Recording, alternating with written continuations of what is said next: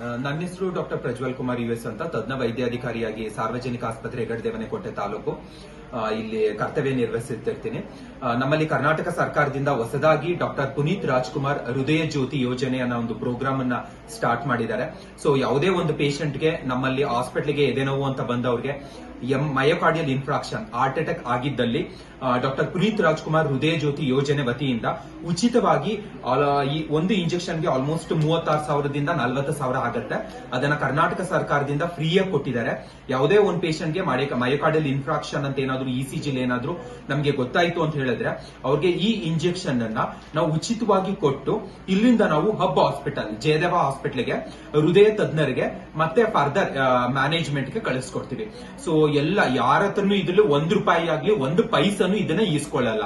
ಇದನ್ನ 36,000ದಿಂದ 40,000 ಆಗುವಂತ ಇಂಜೆಕ್ಷನ್ ಅನ್ನ ನಾವು ಫ್ರೀ ಆಫ್ ಕಾಸ್ಟ್ ಪ್ರತಿಯೊಬ್ಬರಿಗೂ ಕೊಡ್ತೀವಿ.